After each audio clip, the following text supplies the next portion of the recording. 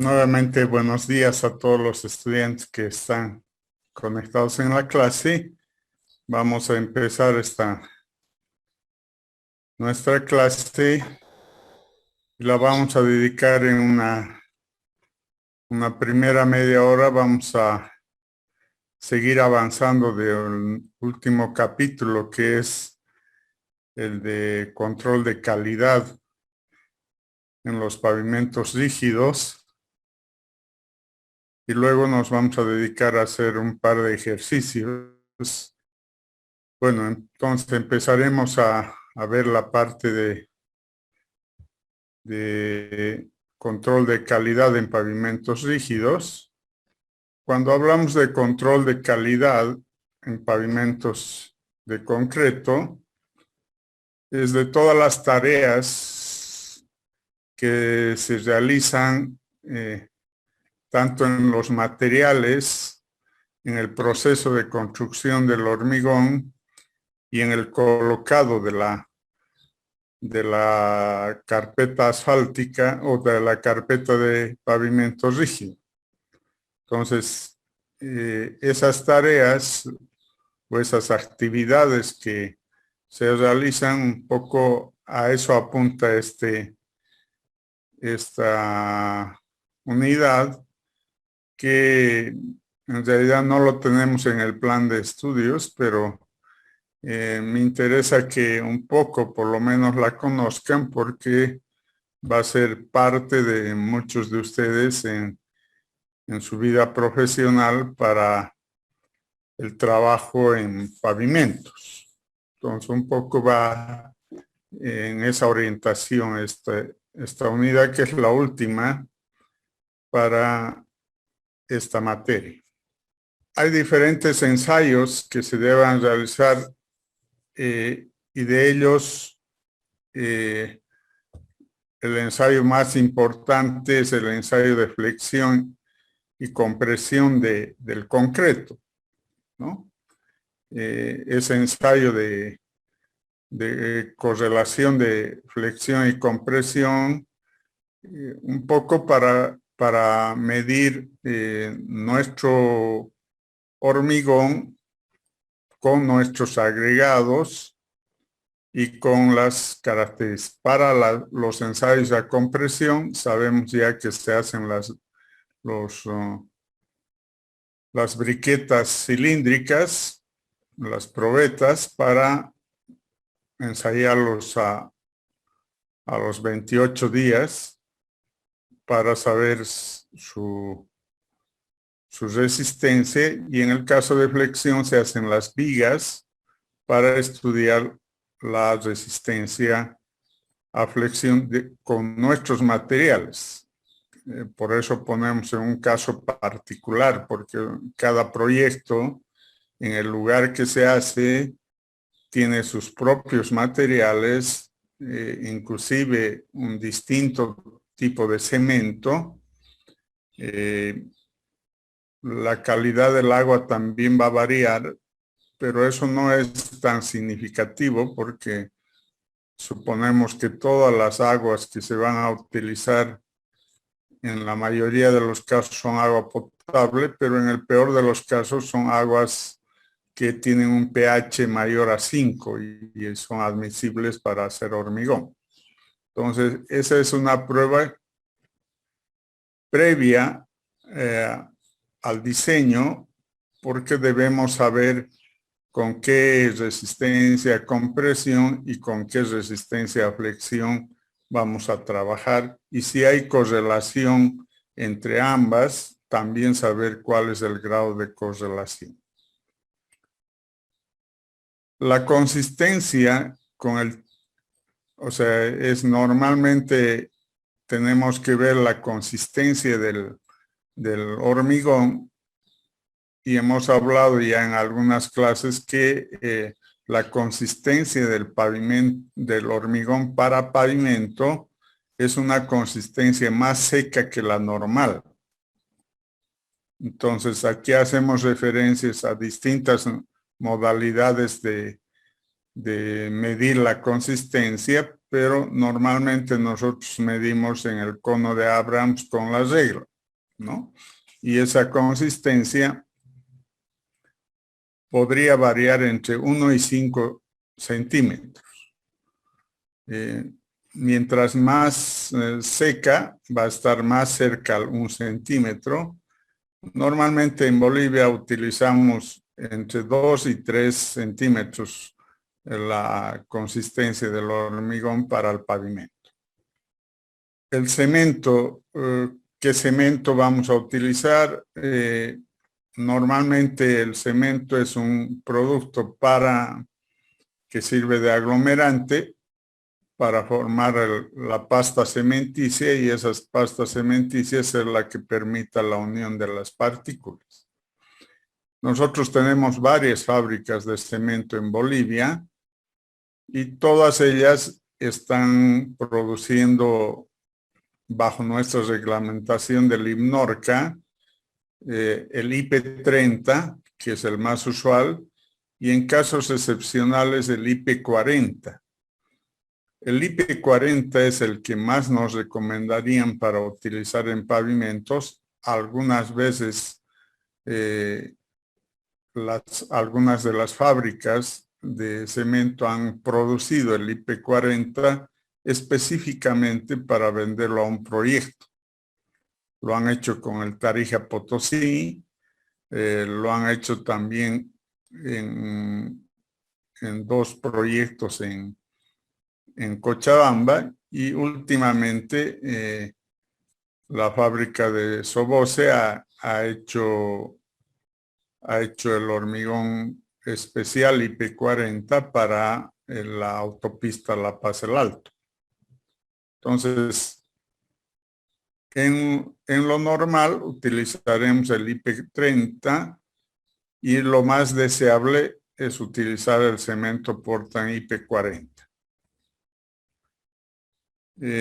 Tiene el cemento Portland nuestro sus especificaciones físicas, sus especificaciones químicas, que normalmente las entregan los fabricantes.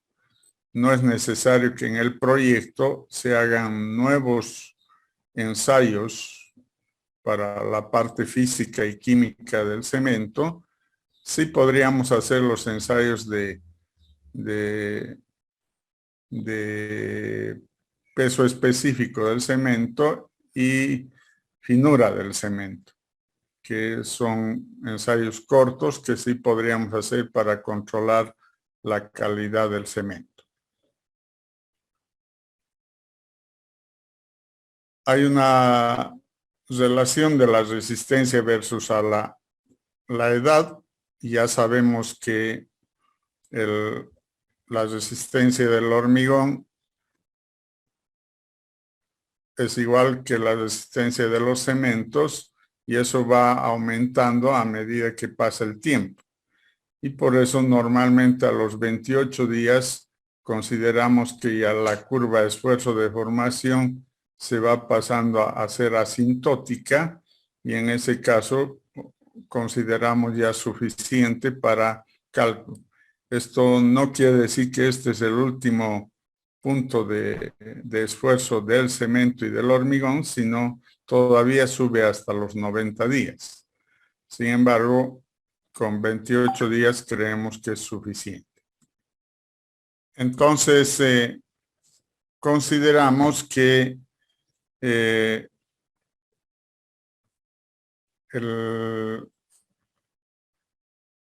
falso fraguado y el fraguado que tenemos que tener en el cemento, el falso fraguado entendemos que todavía no ha terminado de fraguarse y creemos que ya está totalmente fraguado. Podría reducir el asentamiento, aumentar el tiempo de mezclado, poca influencia en la resistencia y no adicionar agua. Si no hacemos el ensayo de tiempos de fraguado, tenemos que considerar que para el fraguado final va a pasar un tiempo de horas, que dependiendo del tipo de cemento, podrían tardar más de 2 horas para el fraguado final. si queremos obtener exactamente esos valores, sí tenemos que hacer los ensayos al cemento y evitar problemas de falso fraguado. El endurecimiento prematuro podría presentarse y no debemos considerar terminado el fraguado y terminado el periodo de fraguado que va a tener y hasta que termine y obtenga su resistencia óptima hasta los 28 días. O sea, sí es posible que a los 3 días ya tenga el 75%, a los 7 días ya tenga el 80%, a los 14 días esté cerca al 85%, pero eso no quiere decir que ha terminado el curado. Entonces, es necesario que tengamos la paciencia de esperar que termine el curado del hormigón para recién poner en servicio al pavimento. La alteración significativa de las propiedades exige el ajuste de la dosificación cuando sea necesario. La influencia del agregado en las propiedades en la adherencia pasta-agregado, que es lo que más nos interesa en el pavimento, una alta adherencia pasta-agregado. Una resistencia del agregado también va a influir a la resistencia del hormigón y el tamaño del agregado también es influyente en la resistencia porque el agregado es el esqueleto mineral del hormigón. Entonces, no es el cemento el que le da la resistencia, no es la pasta, agua, cemento y arena para formar la pasta cementicia la que le da resistencia, sino es el agregado grueso el que le da la resistencia al hormigón. Entonces, mientras nuestro agregado sea más resistente, ese esqueleto mineral sea más resistente, con seguridad que la resistencia del hormigón va a ser más alta. Entonces, por ese motivo nos sugieren en las curvas granulométricas para concreto en pavimento que los tamaños máximos de agregado que se use sean desde 1,5 pulgadas. 1,5 pulgadas, 1 pulgada, 3/4, media, etcétera.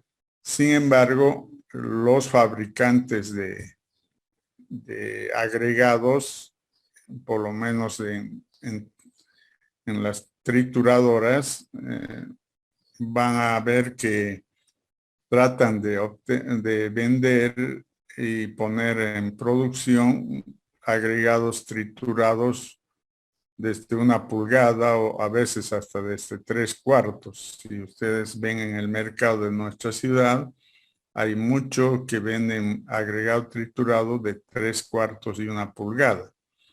No son para nosotros mejores, sino deberíamos pedir hasta 1,5 de tamaño máximo, ¿no? Entonces, cuando el proyecto está en disponibilidad de su planta de trituración y planta de selección de materiales, deberíamos producir agregados para el pavimento rígido desde 1,5 pulgadas. Las constantes físicas son la granulometría, la masa unitaria o el peso unitario, el peso específico real, la humedad y la absorción, el hinchamiento de la arena y el contenido de finos. Son constantes de características de los agregados que nos interesan. Para todos estos hay que hacer ensayos y determinar sus valores para ver si estos entran en las especificaciones para un determinado proyecto. Aquí hay unas muestras en las gráficas de los agregados. Estos son agregados triturados y seleccionados que hay en una planta. Por eso se ve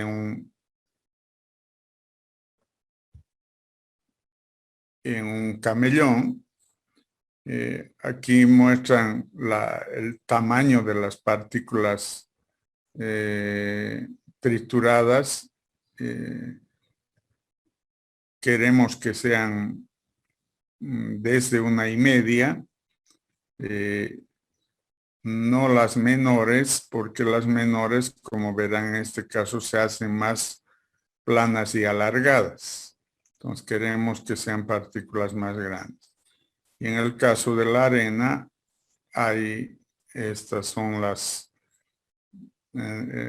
los camellones de arena o de material fino.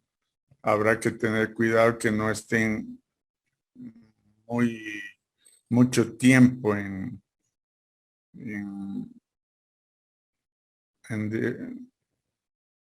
cuidado, porque como verán, con la humedad pueden ir creándose vegetales que después son perjudiciales al momento de hacer el hormigón, ¿no? Hay que tener cuidado en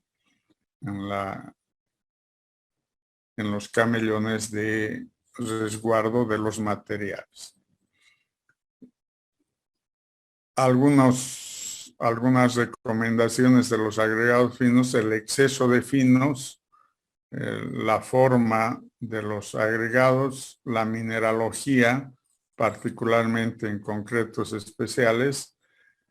Sobre el exceso de finos, hay una reglamentación del PASA 200, no debe ser mayor al 10%.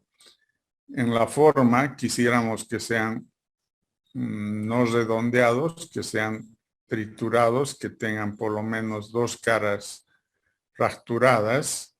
Y en la mineralogía, que estos agregados no contengan elementos destructivos al hormigón. O sea, para eso se puede hacer pruebas de sus características de adherencia para el hormigón de los agregados, y nos permitirá que algunos agregados, por su mineralogía que tengan, no nos convienen. Generalmente en nuestro país tenemos buenos agregados, no hay problema, y esos agregados son de características ígneas y tienen una coloración más o menos plomiza a negra, y esas son las de mejor calidad. Ya las de agregados tipo rojizo o amarillento, esos son de menor calidad, menos convenientes para el hormigón del pavimento. Hay que evitar la contaminación de los agregados, porque si hay contaminación con otros materiales que no tienen buena adherencia con el cemento, podrían generar lo que estamos viendo en la figura, que haya desprendimientos por una inadecuada adherencia entre agregados con la pasta cementicia. Entonces, si tenemos dudas de los agregados respecto a su mineralogía, habrá que hacer el ensayo de adherencia para justificar que no vamos a tener el problema en la obra. Aditivos, o sea, podemos utilizar aditivos. En los últimos años, en Bolivia hay más proveedores de aditivos. SICA, que es la fábrica que más relación tiene en nuestro país con productos, ellos tienen muchos aditivos para mejorar varias de las propiedades del hormigón, la trabajabilidad, la resistencia, eh, el humedecimiento, etcétera. Hay acelerantes, hay retardantes, hay varios tipos de aditivos en la línea SICA y en otras líneas que están llegando por la globalización de otros países. Tenemos que fijarnos siempre la fecha de vencimiento porque estos aditivos tienen una duración, no son eternos, y entonces después de una duración establecida por el fabricante, ya ese aditivo ya no tiene las condiciones para ser utilizado. Entonces, siempre uno debe fijarse la fecha de vencimiento. El almacenamiento de los aditivos debe ser adecuado. No deben estar los aditivos expuestos al sol, a la lluvia, a la humedad extrema. Entonces hay que dejar en lugares donde se almacene adecuadamente. El uso de aditivo diferente del especificado o cambiado puede ser un inconveniente, a veces por la no existencia en el mercado del aditivo adecuado, podríamos estar cambiando de aditivos, pero eso puede ser contraproducente porque podría alterar las propiedades y características de nuestro hormigón. Y la incompatibilidad con el cemento. Al haber varios tipos de cemento, aunque no ha pasado en los proyectos, pero habría que tener cuidado en un proyecto de pavimento rígido, pensar en la producción y abastecimiento de un solo tipo de cemento y no estar cambiando tipos de cemento porque podríamos generar una incompatibilidad de los cementos con los agregados que tenemos. Entonces, eso es otra parte de control que tenemos que hacer a los aditivos. La dosificación ustedes ya han visto en tecnología del hormigón, hay que hacer una dosificación del concreto para utilizarlo en alguna obra civil, en este caso particular en los pavimentos rígidos. ¿Cuál es el método que utilizamos? Hay varios métodos de dosificación.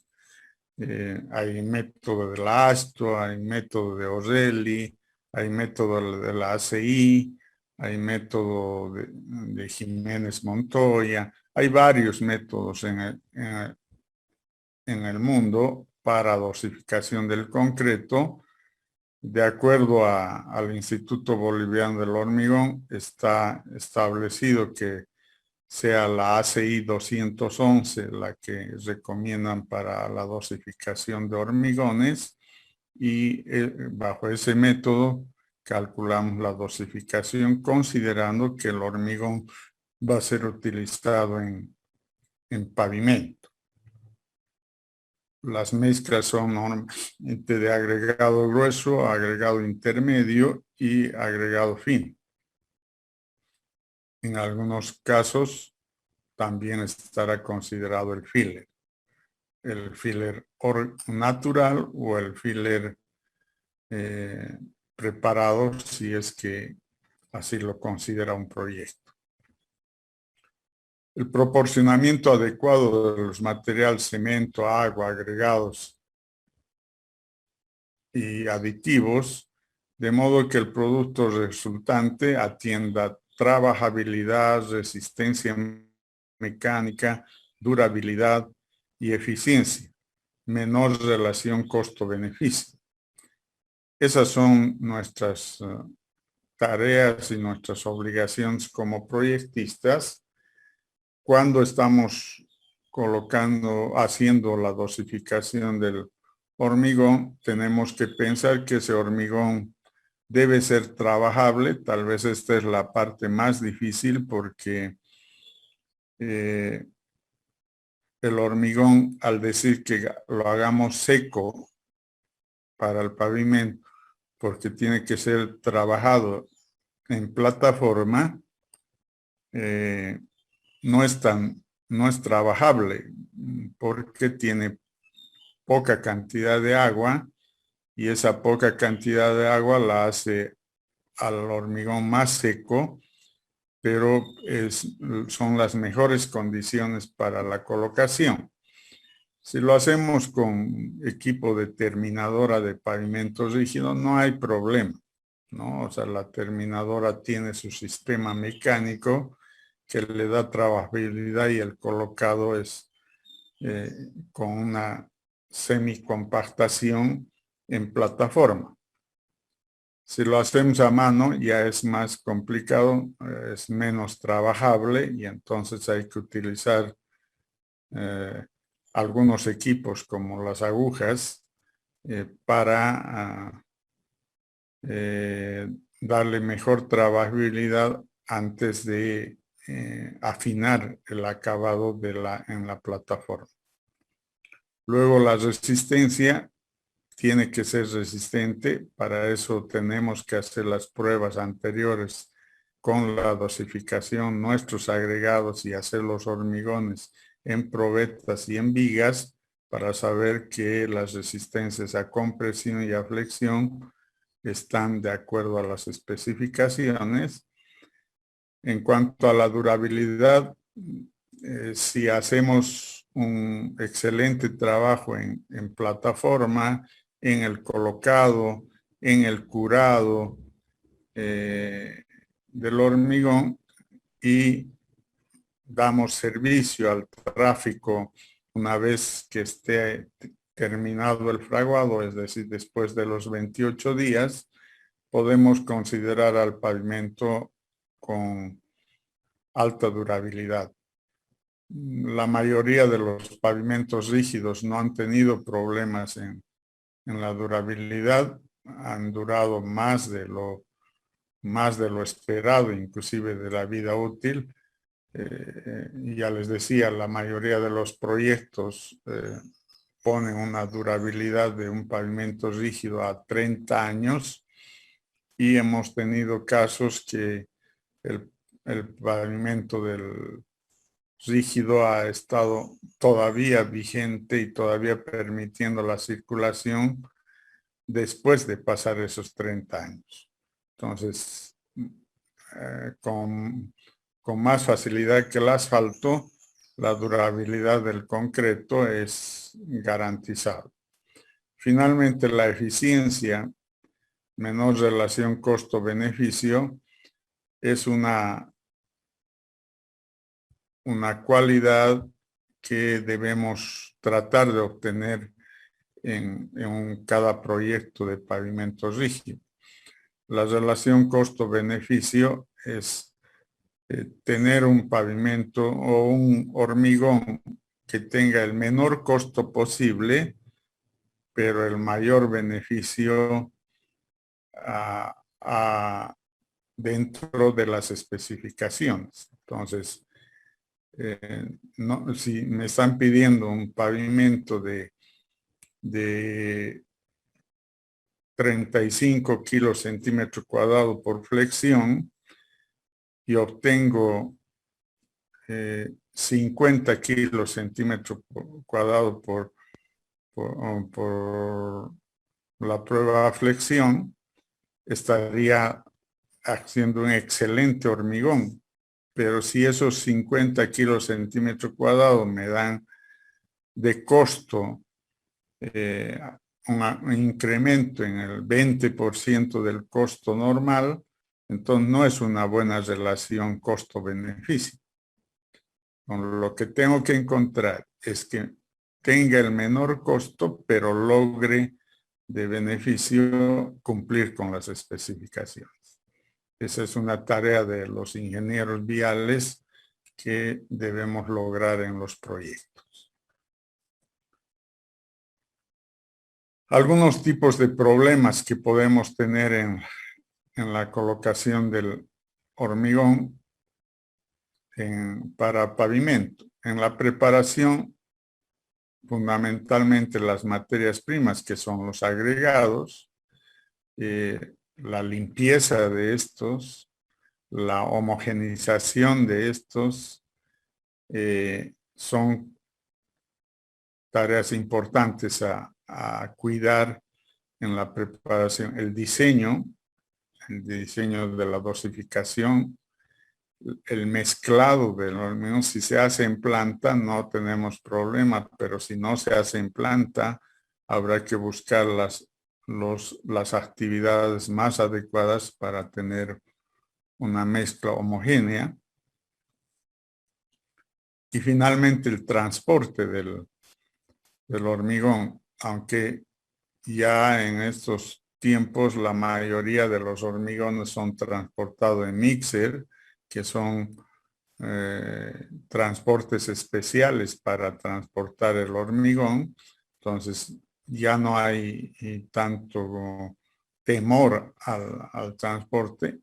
En algunos proyectos todavía se han hecho transporte en volqueta del hormigón, y eso sí tiene riesgos porque hay una pérdida del agua, el hormigón no está en constante movimiento como en el mixer hasta llegar a plataforma, entonces puede haber problemas de transporte. Entonces hay que tener cuidado, son acciones que podrían generar problema en el hormigón. La aplicación, hay que tener cuidado en el vibrado, en el curado, en el desformaleteado, que son las formaletas que se colocan lateralmente para colocar el pavimento rígido, y en el uso, ¿no? Cuando hacemos el vibrado, si se hace con la maquinaria de las terminadoras de pavimento rígido, estas ya tienen un vibrado, un previbrado, y ya no necesitan más que de la compactadora vibratoria que se va a colocar en algún momento, si se coloca compactadora. Y si no, la mayoría de las terminadoras con la precompactado es suficiente, ¿no? El curado, hay varias formas de curado. En los últimos años, el más usual es el curado químico con un producto que se coloca una vez terminado el colocado del hormigón, se extiende con extinguidores, un producto químico preparado para el curado del hormigón, que permite mantener la humedad del hormigón hasta terminarse el fraguado. Entonces, es el mejor curado. No es el único, podríamos utilizar el mismo curado que hacemos a las construcciones de hormigón, de echar agua cada cierto tiempo para que le demos la humedad necesaria para la etapa de fraguado de las partículas de cemento.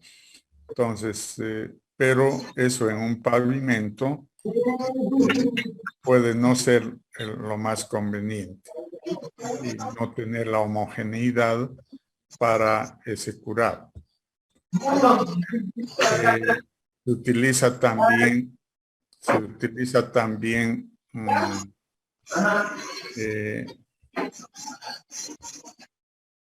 otro tipo de curados, como poner mantas para el curado, mantas húmedas, poner arena húmeda encima del hormigón para el curado. Son metodologías que pueden utilizarse dependerá de la magnitud del proyecto y de las condiciones económicas, pero repito, lo más conveniente es utilizar un curado con producto químico. El desformaleteado normalmente se colocan formaletas para que se haga el colocado del hormigón para el pavimento, y eso después de 24 horas se puede desformaletear para dejar libre para el curado y para si si está hecho de un carril, seguramente va a haber el anexo del otro carril para empezar con el siguiente vaciado. Entonces hay que desformaletear. Y finalmente el uso. ¿Cuándo le vamos a dar uso al pavimento rígido? Las recomendaciones están que se haga a los 28 días. Sin embargo, en muchos proyectos se han adelantado eso a los 7 días, a los 14 días, con un control de tráfico para no cargar demasiado a las losas. Habrá que tener cuidado en este uso porque podríamos generar antes de su resistencia terminada, esfuerzos que no resista la losa. Entonces, es de cuidado en los proyectistas esto. Los efectos de la cantidad y la procedencia del agua es también importante. La cantidad, porque debe haber la suficiente cantidad de agua de acuerdo a la dosificación. Y la procedencia, ¿qué tipo de agua es? Si es agua potable, estamos en buena situación porque el pH del agua potable es de 7 y según las especificaciones para el hormigón de pavimento, el pH debería ser mayor a 5. Entonces el agua potable cumple satisfactoriamente las condiciones de agua, pero no siempre es posible en los proyectos tener agua potable. En algunos proyectos se ha tenido que buscar otras fuentes de agua, a veces no potable, y esa agua tenemos que ver su procedencia y hacerle los ensayos químicos para garantizar que el pH es mayor a 5. Y con eso habrá que utilizar. Mientras mejor sea la cantidad de agua, menos problema químico que podríamos tener. Porque la función del agua es hidratar al cemento y proporcionar la trabajabilidad al concreto. Cuanto menor la cantidad de agua, mayor resistencia. Cuanto mayor la cantidad de agua, menor resistencia. Eso ya lo sabemos por tecnología del hormigón y pasa lo mismo en los hormigones para pavimento.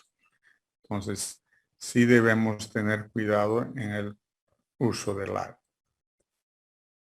La relación agua-cemento es una relación que los métodos de dosificación ya lo tienen establecido entre la masa del agua y la masa del cemento. Las relaciones recomendables varían entre 0,42 y 0,51. Mientras menos sea la relación agua-cemento, siempre va a ser con mejores posibilidades de resistencia. Se puede hacer una gráfica comparativa del comportamiento de la relación agua-cemento versus la resistencia especial para nuestros agregados y para nuestra dosificación. Esta resistencia al concreto tiene que ver con la relación agua-cemento y con las hay constantes empíricas que podrían dar para cada método, según la ley de Abrams. La relación agua-cemento es uno de los parámetros indicativos de la calidad de un concreto. Mientras menor la relación agua-cemento, mejor la calidad del concreto. Las unidades de resistencia, generalmente en megapascales, el consumo de materiales en kilogramos por metro cúbico, el asentamiento en milímetros y el aditivo en mililitros por kilogramo de cemento. Esas son las unidades que utilizamos. Hasta aquí vamos a avanzar, nos vamos a quedar en la preparación del concreto y la colocación que nos faltaría. Eso lo vamos a ver la siguiente clase y vamos a ahora utilizar el resto del tiempo en ejercicios que nos preocupa para la evaluación.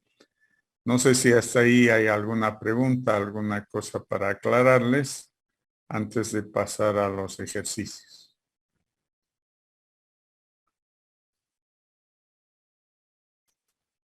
Bueno, entonces voy a pasar directamente a otras diapositivas que tienen que ver con los ejercicios.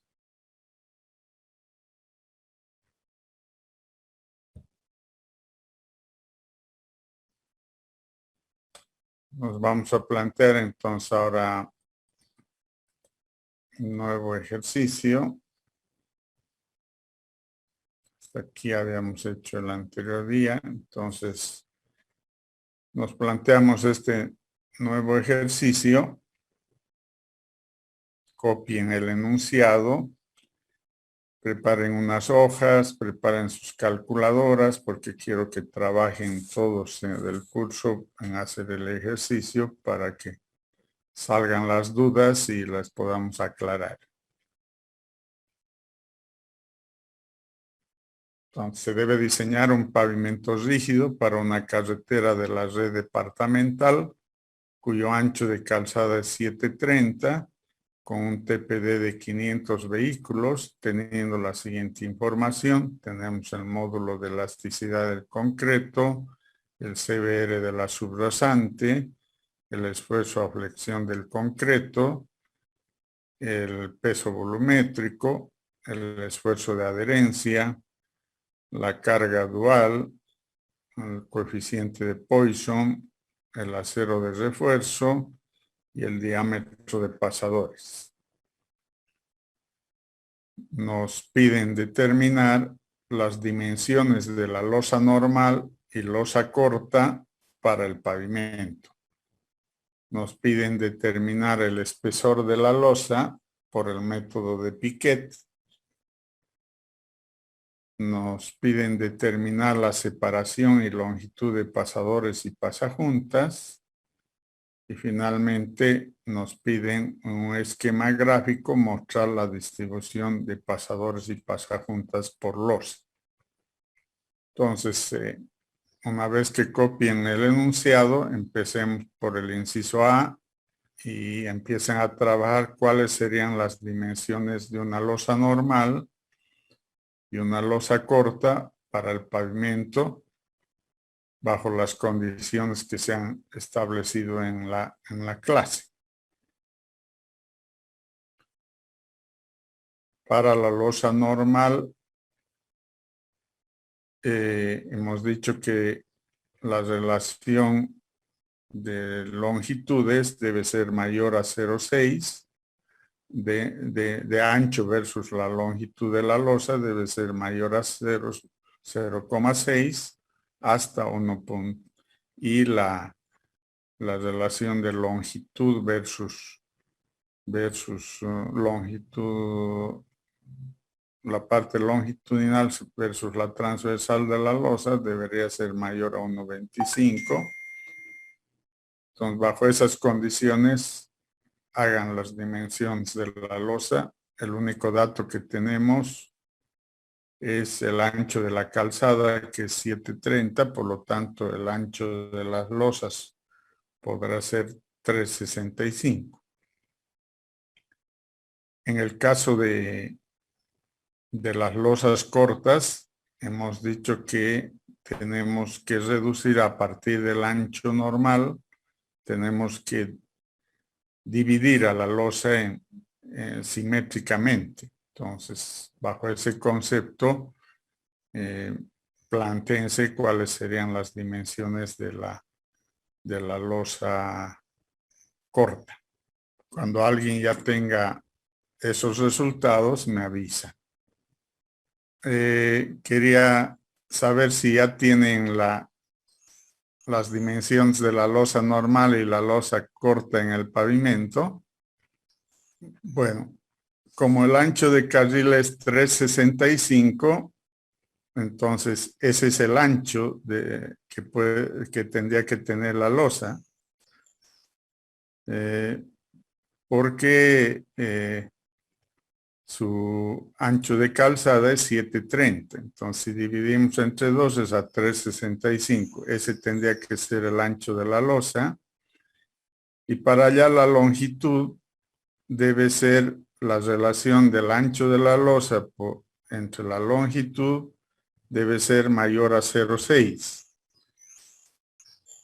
Y para que sea mayor a 0,6, entonces despejo de la longitud y me sale que la longitud puede ser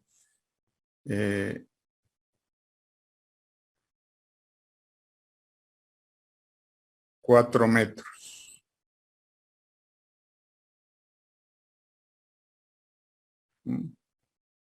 Entonces, entre los márgenes que podríamos tener, entre tener 1 a 1 y 0,6, podría tener una longitud de losa de 365 a 608. Adoptamos una longitud de 4 y si hacemos una relación de 365 sobre 4, nos da 0,9. Es mayor a 0,6. Entonces estamos dentro de lo normal. No es la única, por eso cada uno podía diseñar, pero bajo esa regla de que sea mayor a 0,6. Entonces, mi losa normal sería 365 por 4. En el caso de losas cortas, mi opción es dividirlas, la losa normal, en losas más pequeñas. Entonces, la primera posibilidad y la única en el ancho es dividirla entre 2. Entonces, 365 entre 2 me da 1.825. Ese sería el ancho de una losa corta. Y si quiero hacer con relación mayor a 0,6, entonces llego a adoptar una de 2.5, que no es exactamente 0,6, pero sería 1.825 entre 2.5 me da 0,73, que es mayor a 0,6, ¿no? Entonces, es una de las posibilidades. No es la única, podría tener hasta el extremo de tener 1 a 1, que sería 1.825 por 1.825. Para este caso, mi respuesta es tener que mi losa corta sería 1.825 por 250. Esa sería la losa corta. Esa era la respuesta para el inciso A. Vamos al... Disculpe, aquí en el inciso A, si ha salido 608 y estamos diciendo que tendría que ser menor a ese valor, ¿no, Inge? Por eso hemos adoptado 4 metros. Claro, o sea, ese es el límite, digamos. Podría Porque verse también, digamos, 5, ¿no, Inge? sí, podría ser también. Por eso no es una sola solución, ¿no? Estoy diciendo que desde 3.65 hasta 6 podría ser. Podría ser 4, podría ser 4.50, podría ser 5, 5.50, hasta 6, ¿no? Todas cumplirían que sea mayor a 0.6, pero es la elección del proyectista. Todas cumplen, ¿no? Bueno, entonces pasemos al inciso B, pero trabaje el curso porque ninguno ha hecho el inciso A, no hemos anotado a nadie y están perdiendo puntos. Vamos ahora a diseñar el espesor de la losa por el método de Piquet. Entonces, ya tienen la fórmula de Piquet. Reemplacen ahí todos los valores que hay que poner a esa fórmula y encuentren el espesor de la losa. Inge, a mí me sale un espesor de 14 centímetros. No tengo ese valor yo. Ya le anoto, pero a ver, revise. No tengo yo ese valor. Y a mí me sale 11,09. Algo estamos utilizando diferente. No tengo 11, pero ya le he anotado. A ver, vamos a revisen un poco. Necesito que uno más calcule y me diga cuánto es el valor del espesor. ¿Alguien más tiene el espesor? Aparte de sus compañeros López y Ramírez. A ver, aprovechando lo que han hecho López y Ramírez, les mostraré lo que es la solución y vayamos comparando dónde ha sido la diferencia. Esta es la fórmula de Piquet. Entonces, hay que sacar primero, bueno, hay que poner la rigidez relativa en función de H solamente. Entonces, para eso necesito poner algunos valores en las mismas unidades. Las 10.000 libras tenía que poner en kilogramos y sacar el área de contacto del ábaco. No sé si esto coincide con lo que ustedes podría variar por cuestión que es visual. Sí, Inge, en mi caso coincide el A y el K, ambos valores. Ya. Y ahí es 4,2, pero yo tengo en la formulita que es 3,36. Eso es sin transferencia de carga. Entonces, anótese, esta fórmula es con transferencia de carga. Luego, ¿qué más teníamos que poner? Los 504 PCIs, que a pesar que ya pusimos el dato ya en kilogramos centímetro cuadrado, ¿no? Entonces, con eso reemplazábamos y a mí me sale 23 centímetros. Quiero que comprueben los del curso esa iteración para ver si está bien los 23 centímetros bajo esos valores. López y Ramírez me confirman si está bien, han vuelto a realizarlo la operación. Sí, sí, sale lo mismo, 23. Inge, ¿cuándo usamos la ecuación con 4.2 o con 3.36? Si dice es con transferencias de carga, entonces tiene que utilizar 4.2. Si dice sin transferencia de carga, ahí utilizamos 3.36. Bueno, vayamos al inciso C. Determinar la separación y longitud de pasadores y pasajuntas. En la última clase les he dado fórmulas de la separación y longitud de pasadores y pasajuntas. Entonces, apliquen ahora esas fórmulas para hallar cuánto es la separación de pasadores y de pasajuntas y cuánto es la longitud de pasadores y de pasajuntas.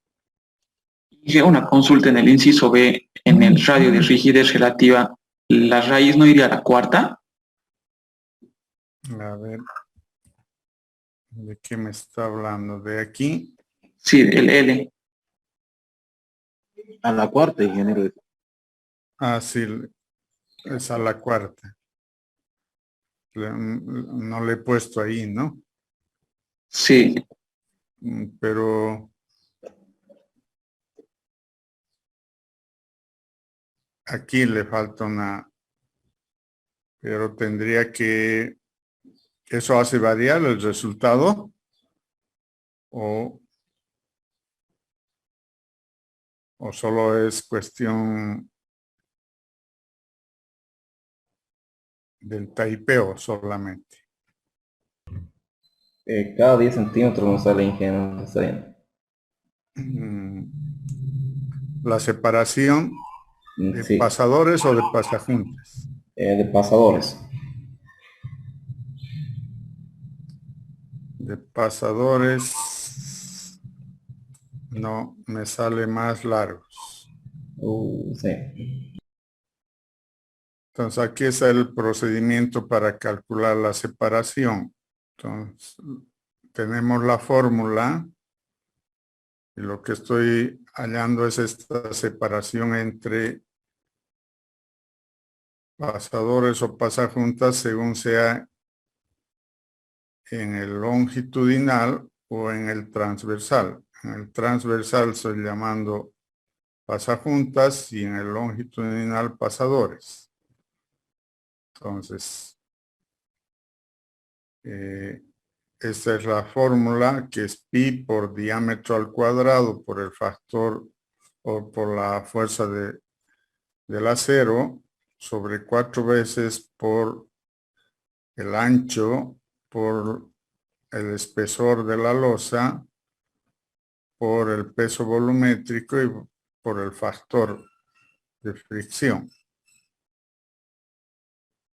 Lo que varía entre ambas fórmulas, que el uno es por el ancho y el otro es por el largo de la losa. Entonces, ahí está variando el ancho. Y en este caso yo he hecho para la losa corta, no he hecho para la losa larga. Entonces puede ser que el valor que me dio su compañero puede estar bien. A ver. Para la losa larga me sale el pasador a 69 centímetros. Ya. ¿Alguien más ha sacado para las losas, las separaciones para las losas normales? El pasajuntas para una losa normal, 63 centímetros más o menos. 69 yo tengo, 69 centímetros.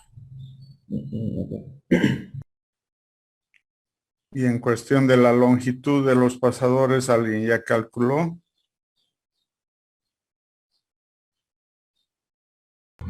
Esa me sale 63, sí.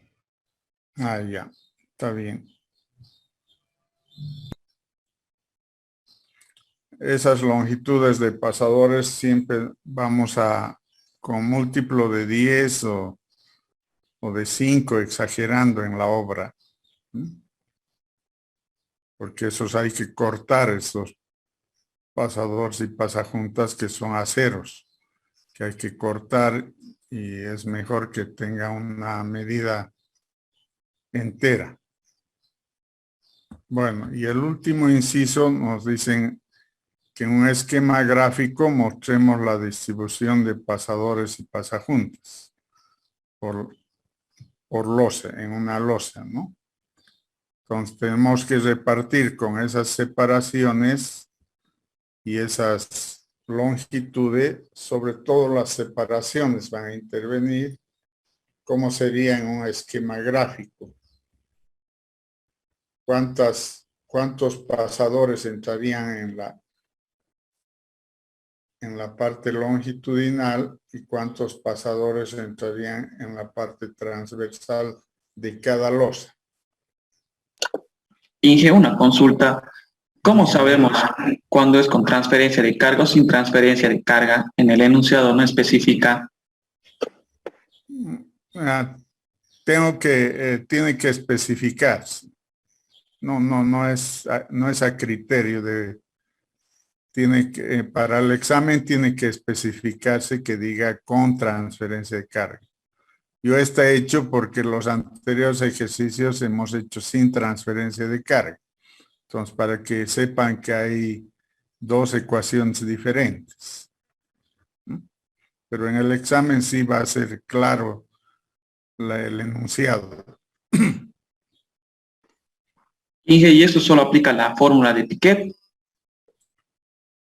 Sí, solo la de Piquet ha hecho diferencia. Westergaard no, ni Kelly tampoco. Bueno, Inge, gracias. A ver, ¿quién me dice cuántos aceros van en la parte longitudinal y cuántos en la parte transversal? Yo he hecho aquí el esquema, pero para una losa corta. Yo quiero que ustedes le hagan lo mismo, pero para una losa normal. Entonces, yo para una losa corta tenía 1.825 de ancho por 2.50 de largo. Entonces, como la separación en la longitudinal es cada metro, entonces no entran ya tres, o no entran tres espacios, sino solo dos. Entonces pongo tres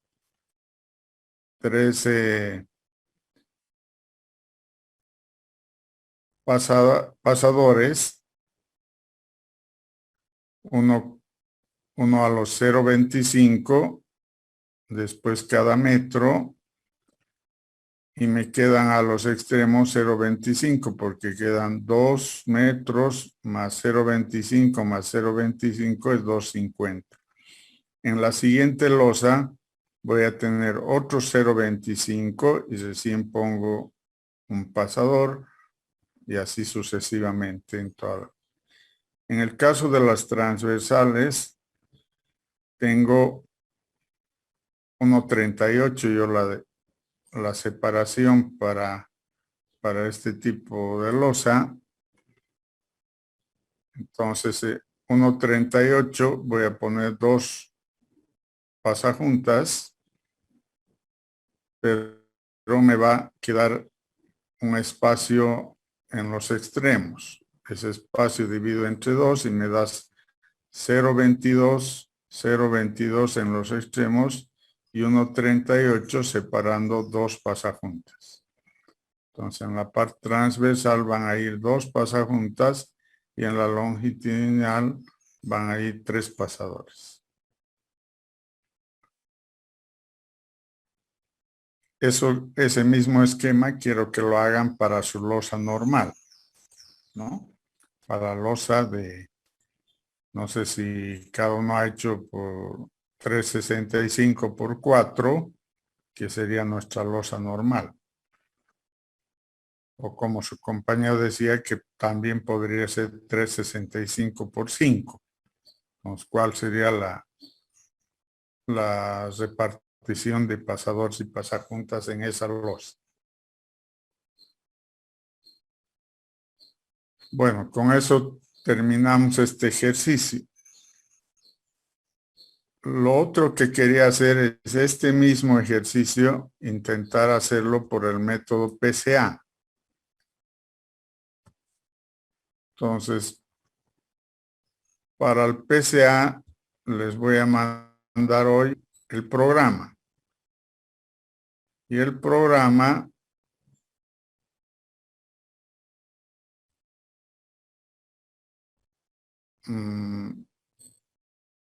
Lo voy a poner en pantalla al programa. Esa es la pantalla del programa.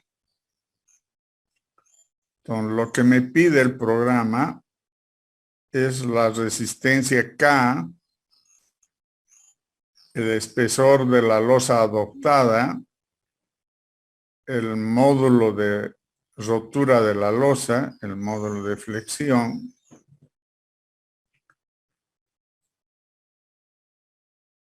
y el tráfico. Entonces, este es un ejercicio donde está una resistencia, un espesor de la losa. Voy a poner otro de la losa adoptada, por decir 210.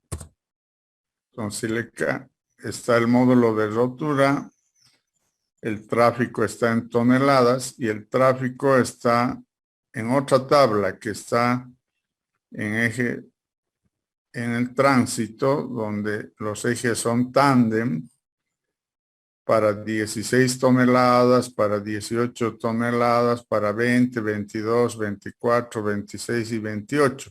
Esto sale del tráfico, ¿no? Del estudio de tráfico. Me doy un factor de seguridad que hemos puesto 1.20 y un factor de mayoración de repeticiones que no le voy a poner, lo mantengo en 1 y pongo calcular.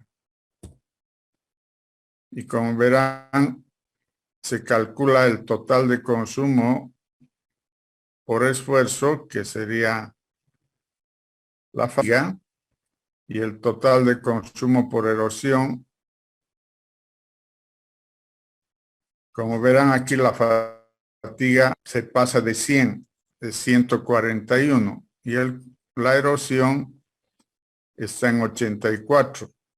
La erosión está bien, pero la fatiga ya pasó de 100, entonces no puede aceptarse. Entonces, como no resiste la losa, tengo que darle mayor espesor. Entonces, voy a darle 1 centímetro más, 220. Y con 220 vuelvo a calcular y me sale que ya a fatiga me da 50% y a erosión 59%. Ese sí me sirve, ¿no? Sí me sirve, pero no es el óptimo, porque para llegar a 100 todavía haré la prueba con 1 centímetro más, 230. O sea, 23 centímetros. Vuelvo a calcular y me sale 16.42. Estamos bien, ¿no? Al otro lado, 210.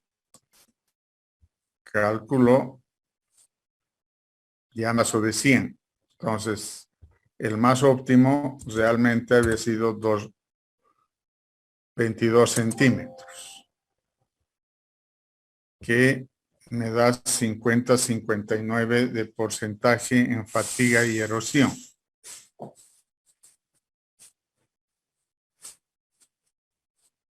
O sea, es sencillo, en el programa es sencillo. Ahora, ese mismo procedimiento hagamos, pero con estos datos que hemos hecho en el ejercicio en este momento, ¿no? Entonces, pongamos nuestros datos. ¿Cuánto sería en nuestro ejercicio que acabamos de hacer? La resistencia K. El K que encontraron por Abaco, ¿cuánto era? 3, dije.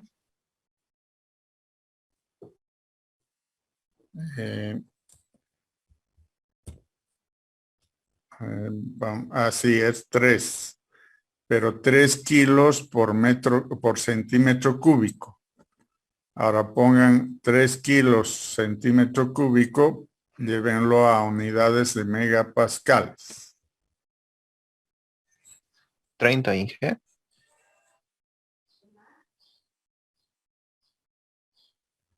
Ya.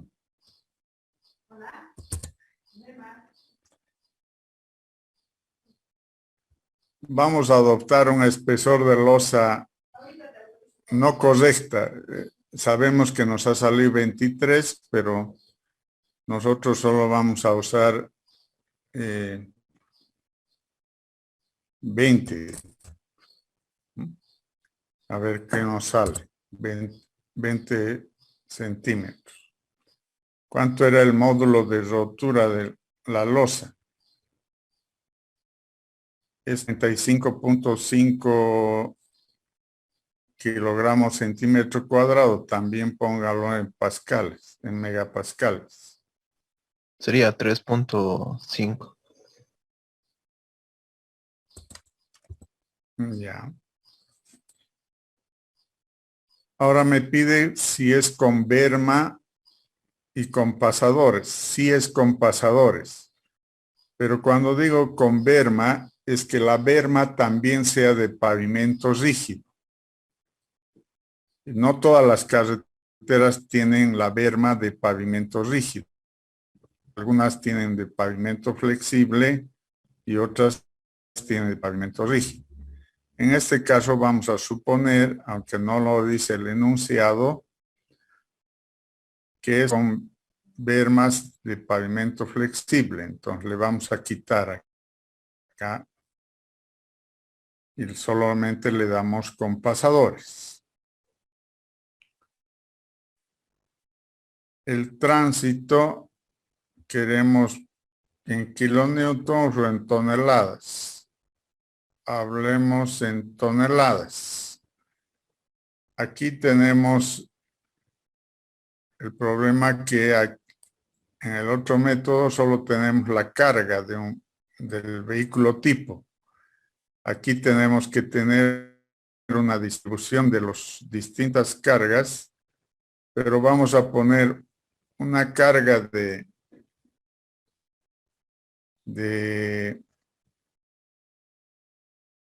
10,000 libras por eje.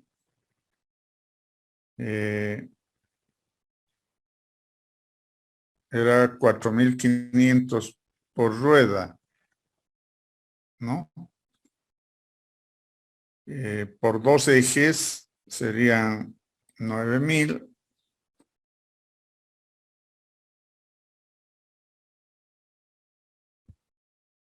En toneladas, pongamos 10 toneladas solamente. 10 toneladas. Vamos a borrar los otros. Y vamos a calcular que va a ser aproximado, no va a ser exacto, porque tendría que venir exacto de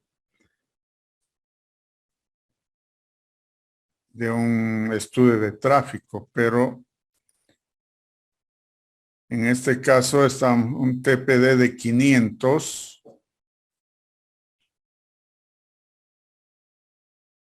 por 365 días y por 30 años. Nos da 5,475,000. Y hasta el tráfico, entonces, mantenemos el factor de seguridad de carga 1,20 y el factor de mayoración de repetición 1. Con eso hacemos calcular. Para 20 centímetros me da 0 y 6. Todavía falta mucho para 100, entonces podría ser menos.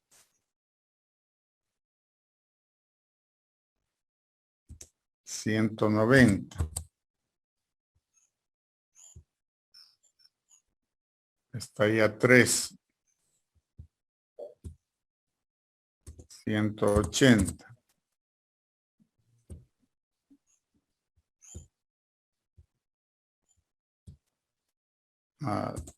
Menos 170.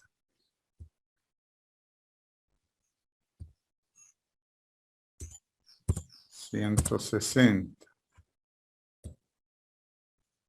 Ya no 160. Entonces, 17 centros sería el cálculo, que es lo que me acepta con fatiga de 0 y erosión del 45%. No le puedo poner más delgada la losa para este caso.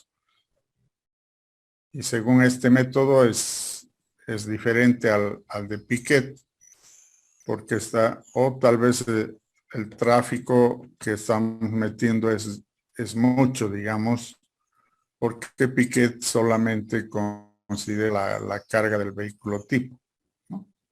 Pero esa es la forma, es más sencilla con el programa. Yo les voy a poder pasar el programa y los ejercicios que hagan con los otros métodos, traten de hacerlos con el método PCA para comparar los resultados. Aquí no saca de resultado el espesor de la losa. Hay que adoptar un espesor de la losa para hallar los esfuerzos de fatiga y de erosión, ¿no? Entonces, ese es el método PCA. Para el examen veo que va a ser complicado, porque les tendría que dar que calculen todo el estudio de tráfico en ejes sencillos, ejes tándem y ejes tridem, y de ahí pasar al cálculo. Pero he hecho la prueba y es muy largo hacer eso para un examen. Entonces, probablemente no haya en el examen el método PCA, a no ser que sea ya con datos de tráfico dado, ya calculado para un mismo ejercicio, y solamente que hagan la operación en el programa. Voy a ver, esa sería la única posibilidad, pero quiero que lo hagan ustedes para que aprendan a manejar el programa y comparen con sus resultados hechos a mano. No sé si está entendido, si hay alguna aclaración para hacerles. Lo único que tal vez no esté claro es la parte del cálculo de los ejes, porque aquí para cada grupo es la carga por eje en toneladas según nuestra ley de cargas. Entonces yo voy a tener todos los tipos de la ley de cargas. Tengo 12 tipos de vehículos y cada uno de los tipos de vehículos tiene sus repeticiones esperadas. Entonces ahí en las repeticiones esperadas también tenemos los ábacos, ¿no? Para determinar esas repeticiones esperadas. Es más moroso hacer esto para cada caso. Entonces, de todas maneras, tienen que hacerlo el ejercicio. Les voy a mandar también un ejercicio resuelto con cálculo de tráfico, ¿no? Para que tengan idea de cómo se calcula estos 3 grupos de ejes sencillos, tándem y ejes tridem, que es un cálculo del tráfico de la carretera. Eso es lo que quería enseñarles del método PCA, que es sencillo manejar siempre que tengamos los datos, ¿no? No sé si hay alguna pregunta, una aclaración para hacerles, con lo cual terminaríamos esta clase. Inge, lo de las bermas casi siempre son con pavimento flexible. No siempre, o sea, varían en cada proyecto. En algunos hay bermas pavimentadas y hay bermas de tierra inclusive, ¿no? Pero lo ideal en un pavimento rígido deberían ser que las bermas también sean rígidas, o sea, de hormigón, ¿no? En la que sí tenemos, sí consideramos con bermas es en las calles urbanas, porque tenemos el cordón de acera y entonces ya consideramos al cordón de acera una berma, ¿no? Entonces ya está confinado el pavimento. En realidad es el confinamiento que tiene el pavimento en sus laterales. Por ahí es la diferencia con bermas y sin bermas. Bueno, si no hay alguna otra pregunta, entonces hasta luego a todos.